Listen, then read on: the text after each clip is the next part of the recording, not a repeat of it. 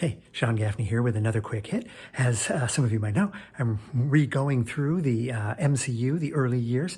I'm up to Captain America Civil War, and today I want to talk a little bit about subverting audience expectations and when that's a great thing. Now, often subverting the audience expectations is not a good thing. You set up something where you're saying, hey, we're going to do this, and then you do something different, or this character is going to die, but then they don't die, or the story is going, he's going to get the girl, but then he doesn't get the girl.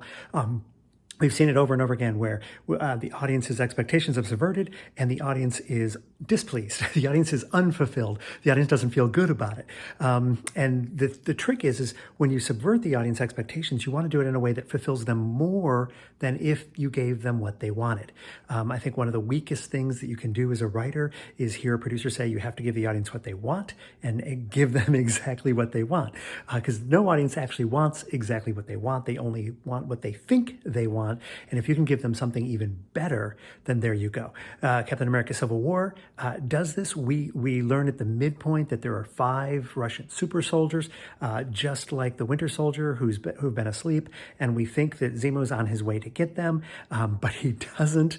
Instead, he kills them. And you find out at the end that it's really just about destroying the Avengers from the inside out. It's an emotional and mental manipulation, not a physical limitation. So we think that the finale is going to be Captain America, Bucky, Iron Man, and the Black Panther against these 5 super soldiers. We think it's going to be a big blowout fight, and instead it's a fight amongst themselves. It's still a blowout fight, but it's among themselves. It's not the good guys versus the bad guys that we expected. How did they get away with this without disappointing us? Well, they do the same thing that we see in The Princess Bride. The Princess Bride, the big finale, the big final fight, is really just Wesley standing up. It's a mental and emotional battle. It's not a physical battle.